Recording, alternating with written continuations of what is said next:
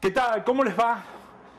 Ustedes saben que la mayoría de aquellos que son ferroviarios, que son fanáticos de los trenes o que les gusta todo lo que es ferromodelismo, tienen una pasión muy especial.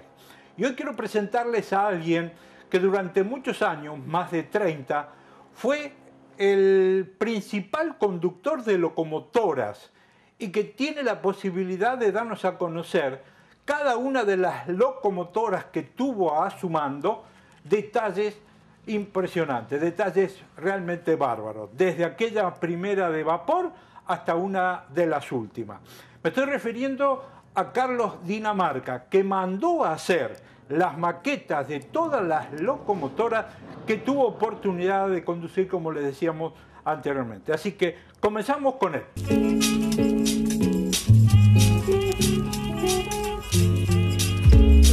Carlos, realmente es algo especial lo que has hecho y lo que has vivido, ¿no es cierto? Porque haber vivido ferroviario durante tantos años, con pasión, y fundamentalmente, recién lo decía, cuando te tomaron dijiste, y recién me tengo que jubilar después de tantos años. Es cierto. ¿Y te jubilaste como ferroviario? Es verdad. Es verdad. Lo que pasa es que yo vengo de una familia ferroviaria porque mis abuelos, mis tíos, tanto por parte materna como paterna, eran todos ferroviarios. Y bueno, eso se lleva en la sangre. Y mi entrada al ferrocarril, por esas cosas de la vida, no fue por elección propia. Fue por algo que hizo mi padre, que yo no sabía. En los años 70, él me anotó en el ferrocarril sin que yo supiera, porque yo en aquellos años trabajaba en una estación de servicio, era joven, tenía otros ideales. Y a mí me gustaba mucho periodismo y locución. Me apasionaba. De hecho, me apasiona todavía, pero bueno. Entonces papá me anotó en el ferrocarril porque él veía que yo andaba a los tumbos y cuando me llegó el llamado a la empresa me dijo, bueno, ahí te llamaron de ferrocarriles, ahora está en vos elegir si querés trabajar en algo estable o no. Y bueno, le hice caso, me anoté y me tuve que presentar acá en Bahía Blanca, en Ingeniero Guay, y ahí comenzó toda esta historia. Pero bueno, yo pasé por todos los estamentos en el ferrocarril, en el depósito de locomotoras de Guay, limpiando zanjas, limpiando locomotoras, quemando yuyo, en fin, haciendo de todo. ¿Y te atrapó la máquina, la locomotora? Sí, sí. ¿Enseguida? Toda mi vida, porque de chico, de pibito, mi papá me llevaba en la máquina. Nosotros vivíamos en Olavarría, provincia de Buenos Aires. Papá era maquinista allá. Y ya de chico él me llevaba en la máquina, a mí me gustaba. Él viajaba con los trenes de pasajeros de Olavarría a General Alvear, por ejemplo, y a mí me llevaba con él en un viaje. No siempre, pero cada tanto me llevaba. Y a mí me encantaba la locomotora, ya de chiquito. Y te digo esto por lo siguiente, para que nuestro televidente sepa. Vamos a mostrar exactamente todas las locomotoras con las cuales tuviste la oportunidad de conducir. Eso es lo más importante. Exacto. Son todas las que ustedes están viendo acá, pero cada una tiene su historia. Y no podía estar ausente la pava, porque ferroviario sin pava no existe, ¿no es cierto? Es verdad. Ahora, ¿por qué tenés dos vagones de cola ahí? ¿Empezaste con eso? ¿Cómo es? A ver, todas las locomotoras que se ven aquí Sí. y otras que están en curso, que faltan venir, son todas locomotoras que pertenecen al ferrocarril Roca y al ferrocarril Sarmiento, que fueron los lugares por los donde yo he trabajado. El ferrocarril Roca y el ferrocarril Sarmiento se unen en la ciudad de Darregueira.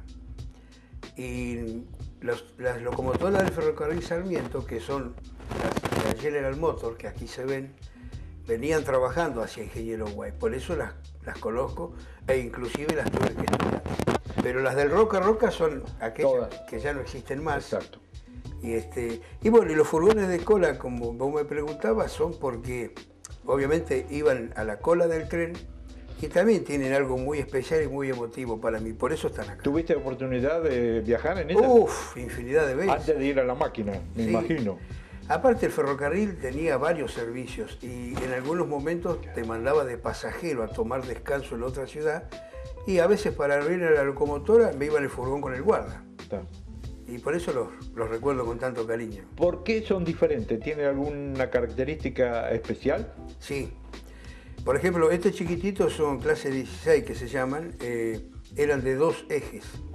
Eran furgones de 2 ejes. Sí. Y eran muy saltarines, pero bueno, eran los primitivos furgones. Pertenecen al ferrocarril Roca, porque cada ferrocarril tiene furgones de diferentes medidas y tamaños. Y bueno, y este otro que tenemos aquí, que es el famoso clase 17, este furgón se usaba para frenado, para freno, porque toda la plataforma que vemos aquí tenía hierro, piedras, todo macizo adentro, que le daba mucho peso, y tenía freno al vacío, el cual ayudaba a frenar al tren. En la época de la locomotora a vapor, más que nada porque tenía poco freno los trenes en esa época. Lo más lindo que tenía adentro era la salamandra, ¿no? Para el invierno. Ah, sí, hermosa la salamandra. Era muy lindos adentro, Tenía la salamandra, tenía una mesa de trabajo para el guarda, un armario donde llevaba los papeles, un baño. No, eran muy amplios adentro, muy lindos. ¿Después de cuánto tiempo de estar en el ferrocarril tomaste contacto con la primera locomotora? Bueno, como para decir, ya me dieron el mando y tenía que manejarla. Bueno, claro, eso fue a partir del año 86.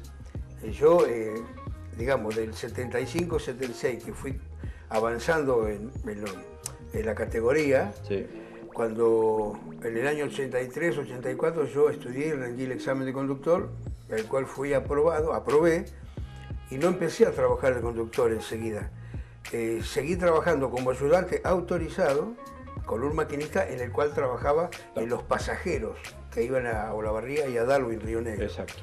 Hasta que, bueno, me llegó la vacante por antigüedad, que la pedí, la solicité, y en el año 86 comencé de maquinista. ¿Fue la primera a vapor? ¿Esta es la que tuviste oportunidad de manejar, conducir o no? No. A ver, como conductor a estas yo no las alcancé a conducir, pero sí trabajé como foguista. Ah, estuviste... Sí, porque... Como le llamamos en automovilismo, navegante. Exacto, sí, de ayudante o de foguista, como se decía antes. Sí. Cuando yo entré al ferrocarril en Ingeniero Guay, todavía quedaban 25 máquinas a vapor que se usaban para los servicios de maniobra, de pilota de maniobras, en toda la zona de Bahía Blanca, en Maldonado, en Noroeste, en Ingeniero Guay, en Galván. Y yo estaba en ese momento en el patio de peón, y yo a ellas las proveía de agua, de arena, y claro, adentro del mismo galpón las aprendí a manejar y las conocía como si las hubiera estudiado, porque yo realmente a estas tuve un repaso, me dieron muy liviano, porque esto hay que estudiarlo también, y sí, sí. Es tremendo el estudio de la máquina a vapor, es apasionante, pero es muy bravo. No la estudié porque ya en el tiempo que yo entré al ferrocarril es como que se habían descartado, entre comillas, para los estudios. Solamente te daban de las locomotoras diésel. Exacto. Sí nos dieron un conocimiento básico bastante bueno por si teníamos que trabajar, y a mí me tocó trabajar. ¿Esta sería la primera máquina diésel que tuviste oportunidad de conducir o hay otra? ¿O de no, todas las que estamos viendo acá? Hay otras. Están, por ejemplo, sí. Esta que es la Badwill Lima, una de las primeras locomotoras que tuvimos. Cuando yo entré al ferrocarril, incluso trabajaban en los trenes de pasajeros. Esta era una de ellas, que después se utilizó mucho en la carga y en el servicio de pilota de maniobra. Y esta, que era la Cockerill Ogre, de 2 cabinas, se usaba en los pasajeros y en los trenes locales de pasajeros en la ciudad, justamente por tener doble cabina, era más cómodo su conducción, porque digamos, llegabas a Ingeniero Guay y había que regresar a Bahía Blanca, se cambiaban los comandos y se manejaba de esta cabina. Cada una de estas locomotoras tiene, de acuerdo al número que yo le hice colocar por Rubén Mosconi. Sí, ese número es el número real de... Es el número real, sí. Y cada una tiene una anécdota, que por eso le hice poner el número. Pero, por ejemplo, esta Cockerill, que es la 7074, que creo que se ve en la trompa el número, esta la hice en honor a esa locomotora Cockerill que está de adorno en el Parque Noroeste, una que quedó allí, cuando se llevaron todo, quedó ahí tirada, que la podés ver si vas por la calle Malvinas, está cerca de Rondó. Por eso el número, en honor a esa locomotora. ¿En esta también? Esta locomotora corría un trencito de pasajeros que circulaba entre Bahía Blanca y Olavarría, al que nosotros cariñosamente le decíamos el tren bala, justamente en algo totalmente antagónico al verdadero tren bala japonés, porque esta circulaba con 3 vagoncitos, un vagón de primera, un vagón de segunda y un furgón para encomiendas, y cumplía el horario a la perfección. Ya con tantos años de trabajo, en los años 80, hacía el horario de 120 kilómetros por hora, en partes donde la vía estaba buena. Sí. Eso ya hoy día no ocurre más. Bueno, por ejemplo, después cuando ya comencé a trabajar de conductor en la carga, comenzamos a viajar, pues se viajaba mucho a la vía de Arregueira por, digamos, el transporte de cereal. Significa de norte a sur, de nuestro país. Exactamente. Entonces, los trenes que venían todos de la Pampa húmeda, sur de Córdoba, centro de La Pampa, en fin, sur de Santa Fe, venían por esa vía de Darregueira, que era el ferrocarril Sarmiento. Llegaba a Darregueira y de allí para aquí era el ferrocarril Roca. Como venían con estas locomotoras, continuaban viaje hacia Bahía Blanca. Por eso las conocimos. Esta es una GR12. Bueno, y con su número también lo tiene por algo especial.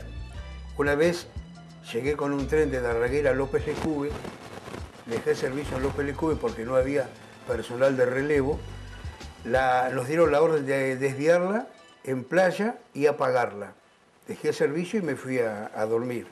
Al otro día de la mañana parece ser que durante la noche la ordeñaron, le robaron 2.000 litros de gasoil. Y un mes después a mí me llaman a la Superintendencia de Tráfico a dar explicaciones. Obviamente que todo se aclaró enseguida porque yo ya no estaba en servicio. No sé qué habrá pasado, pero le habían sacado un poquito de gasoil. Un poquito. Sí, un poquito, sí.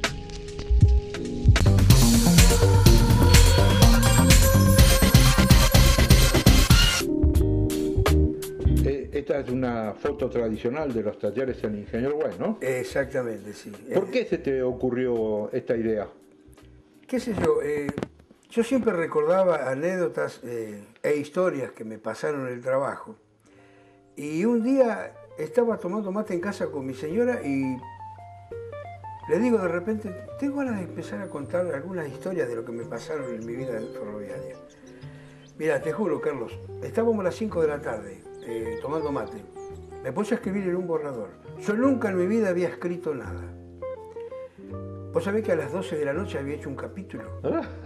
¡Qué lindo! Increíble, increíble porque sorprendía a propios y extraños. Claro. Yo después con el tiempo, y gracias a esto, me he hecho amigo de varios escritores de verdad, ¿no? Claro. Y a mí me daba vergüenza incluso hablar con ellos, pero les encantó el libro porque narra en una forma simple, sencilla, pasajes de mi vida ferroviaria.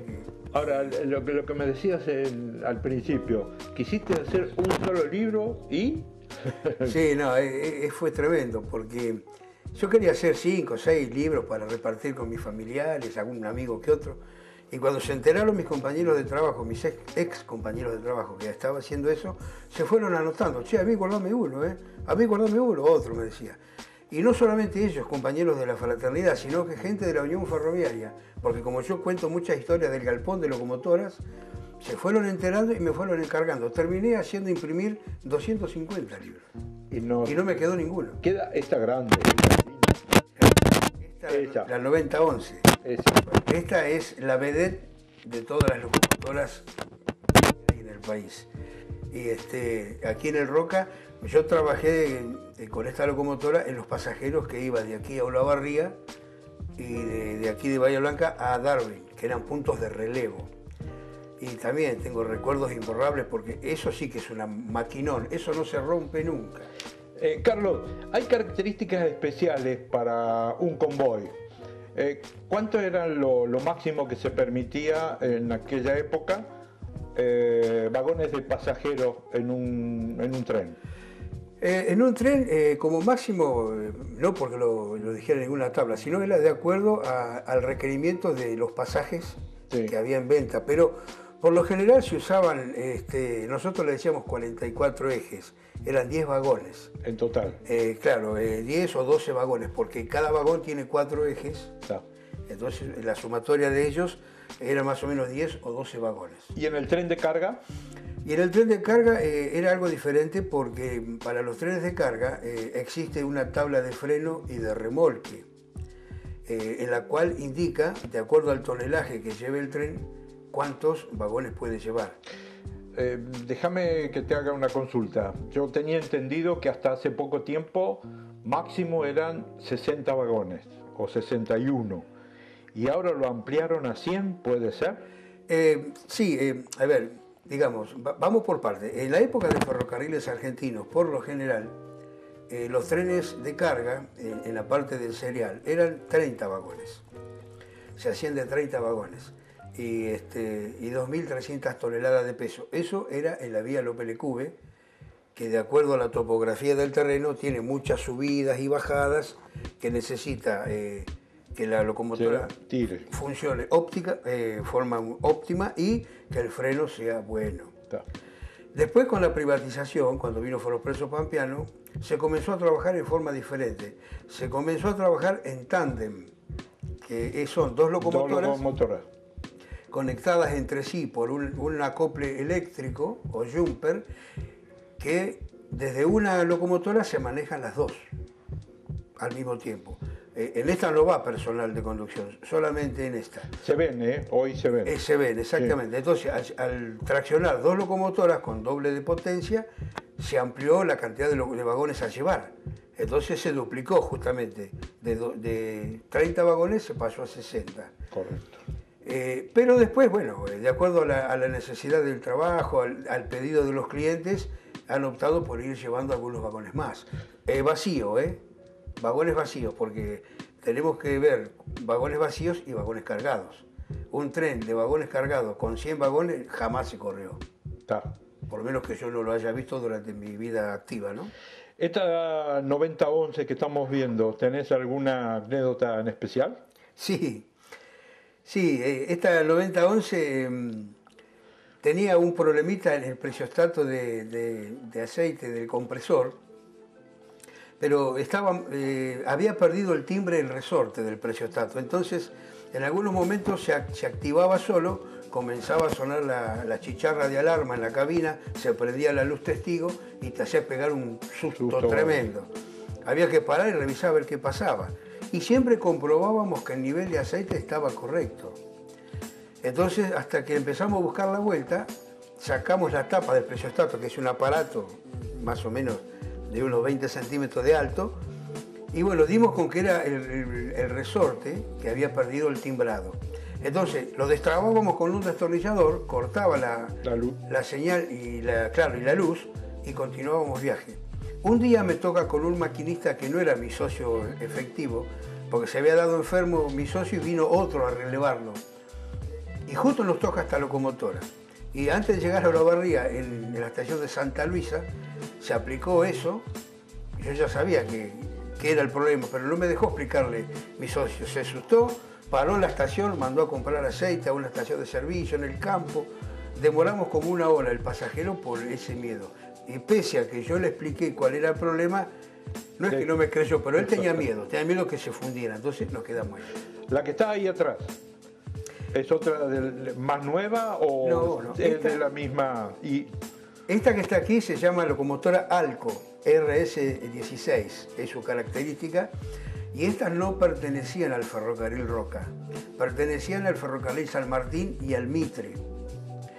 Cuando los trenes en una época circularon por el Mitre, desde Pringles Mitre a Coronel Suárez Mitre, venían estas locomotoras del norte. ¿Más potente, menos? No, sí, es potente también, tiene una buena potencia y todavía se usan también. Ferropreso tiene varias de ellas. También es una máquina carne de perro, no se rompe nunca. Me hace acordar esa máquina a una serie, a una película que hace poco, o se está dando permanentemente, por el sistema de cabinaje que tiene y todo lo demás. Así que realmente parece copiada de los Estados Unidos, donde era la sede de esta. Es que son de allí, son norteamericanas. Todas las locomotoras que se ven aquí, menos esta Cockerill que es belga, vino de Bélgica, el resto son todas fabricadas en Estados Unidos, que han venido al país en los años 50, por lo general. Y fueron usadas en diferentes ferrocarriles, ¿no? Aquí en Argentina. Ya digo, estas trabajaban en el Mitre y en el San Martín. ¿Nos quedaría esta? Esa GR12 ya estuvo, que es la que yo contaba que cierto, la habían ordeñado. No, quedaba esta chiquita, sí, que esta es una locomotora de maniobras, se llama GA8, es una General Motors chiquita que tiene transmisión cardánica, eléctrica y cardánica, trabaja con cardan, pero tiene dos motores. Y todavía funcionan a la perfección, para maniobra en playa, en armado y desarmado de trenes. Funcionan muy bien todavía. ¿Cuántos modelos de máquinas aproximados hay en el país? Hay muchos. ¿Cuántas entraron? Hay muchos modelos de locomotora. Por lo general todas vinieron de Estados Unidos, pero cada ferrocarril fue adaptando un tipo de locomotora de acuerdo a la topografía de sus terrenos y lugares por donde circulaban. Por ejemplo, esta locomotora que vimos hoy, la 9011, esta es una General Motors GT22, es su denominación.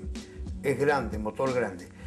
Y está la misma, pero un poco más cortita, que es exactamente de la misma forma, pero se llama G22. Esas son más chicas y las utiliza el ferrocarril Belgrano, por ejemplo, en el norte del país. El color que tiene, el rojo y el amarillo y bueno, la parte de abajo negra por todo lo que significa el uso, ¿tiene características especiales? ¿Están pintadas por algún motivo en especial? Este logo, este color, amarillo y rojo, fue el que implementó Ferrocarriles Argentinos en este país porque supuestamente era un color llamativo y que se podía observar bien en los pasos a nivel. Cuando alguien iba a cruzar un paso a nivel, venía el tren y bueno, y este color era como que resaltaba. Claro. Se podía notar bastante bien que venía un tren. Después fueron cambiando mucho los colores de las locomotoras en el país. Cada ferrocarril, incluso el mismo Ferrocarriles Argentinos, más tarde de estos colores, años más tarde, fueron pintadas en blanco con una franja azul y roja, que quedaba muy bonito también, y con la F y la A en la trompa, que quería decir Ferrocarriles Argentinos. Pero este color yo las hice, como verás, las hice pintar a todas del mismo color.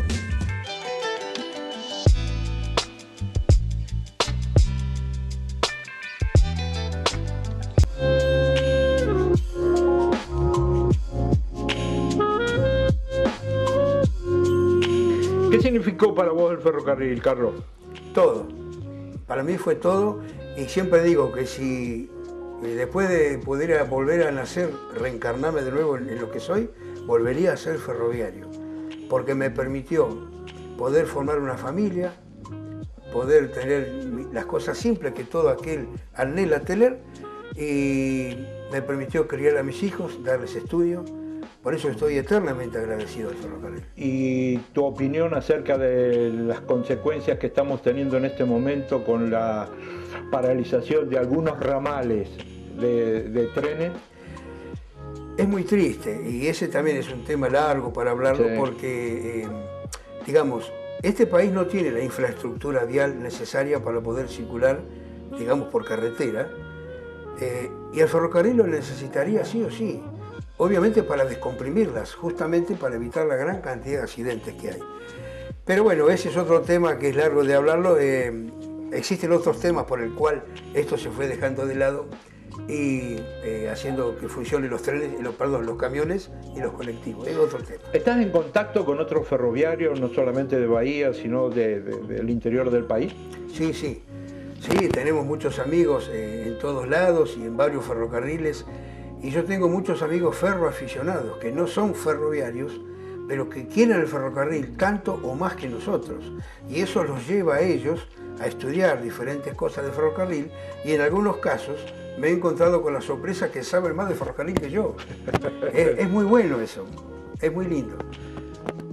Bueno, realmente una historia muy linda de estas máquinas, de esta pequeña colisión con una historia que sorprende realmente. Pero también sos coleccionista de algunas cositas más, de automóviles, pero creo que eso lo vamos a dejar para otro encuentro, porque tenés colección de automóviles, de chiquitos. Sí, ahí estábamos viendo recién que tenés el primer auto que conduciste también, así que... Sí, es verdad. Autitos a escala. Carlos, muchas gracias. No va a ser en serio la última vez esta, ¿eh? Te vamos a comprometer dentro de muy poco tiempo. Con gusto, muchas gracias por la visita y cuando quieras, acá estamos.